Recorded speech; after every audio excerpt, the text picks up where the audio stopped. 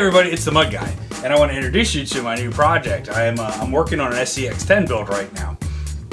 When I sold my Wraith, it was because I had to, and ever since then I've been missing having a crawler.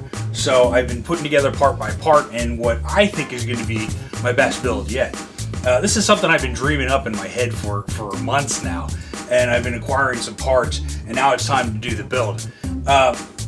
I wanted to go along with the SCX10 platform just because it's something that you can get a lot of parts for. There's lots of options.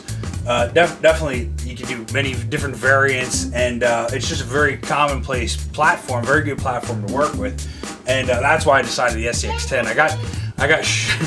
I got two other Wraiths that I can work on. So, and I didn't want to do another Wraith. I kind of did that. I want to move on, try something different. So, anyway, I'm building it up. I didn't want to get an RTR or a kit version or anything like that. I just kind of wanted to build it my way.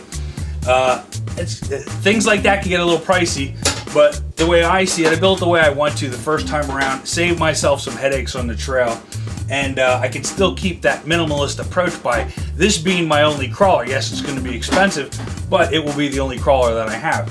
So I can still keep that minimalist mentality of not getting too deep into the hobby where it's going to hurt me again. And this SCX10 is going to be built strictly for trails. Yeah, some crawling here and there. We'll play around with it a little bit. But for the most part, it's going to be an endurance machine. I want it to go really great distances without breaking down, anything like that. I don't want to take a lot of parts out in the field. So I'll just give you a little bit of talk about some highlights. I'm not going to do a step-by-step build on this SCX10 because things are still coming into the mail, and I'm just going to work on a little bit here and there, and I don't really have the time to do a step-by-step video. I got to get this thing going to get it ready so I can still enjoy the fall weather. So let me just touch on some highlights. I started out with chassis. This was just got some parts from Dollar Hobbies. So I got some of my chassis components here, but there's not going to be a lot of axial in this build. I'm going to use a lot of other parts from a lot of different vendors. And I'm trying to make a video right now. So I have my little girl down here. Anyway, and another benefit to doing a complete build from scratch is that I can pick parts that are American made, which in the end, this SCX10 will be mostly an American made car. Parts American made by me, and definitely driven in the United States. So that means something to me. I don't know if it means something to you, but that is important to keep my guys working. So let me just touch on a few highlights here. The thing I'm most excited about is I'm finally going to have a brushless RC. So we got the Rock 412 here. This is I believe a 2300 kV motor. Yes, 2300 kV motor. And I'm loving the idea of having the sensor brushless motor, lots of torque, lots of power. This is the way that I should have went in the Wraith, but I got chicken. I went brushed, and I'm totally looking forward to this.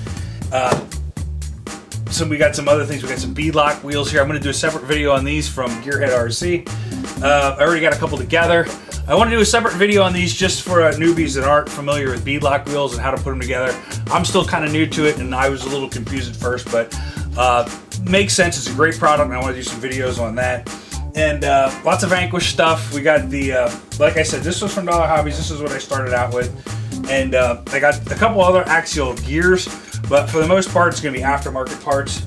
And I just wanted to start up this series just so I can get this thing underway, and I'll show you progress from time to time. But it's going to be a pretty quick build. Like I said, I want to get this done so I can get out on the trails before it gets too cold.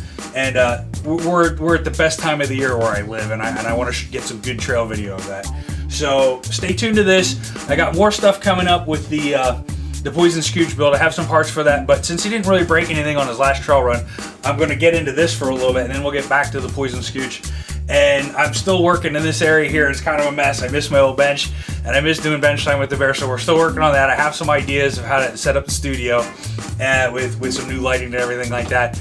So we're still moving and grooving here. And you know, we'll be focusing on this, but I still have stuff with the Poison Scooch build, and stay tuned to more trail videos as well. So until then, take care.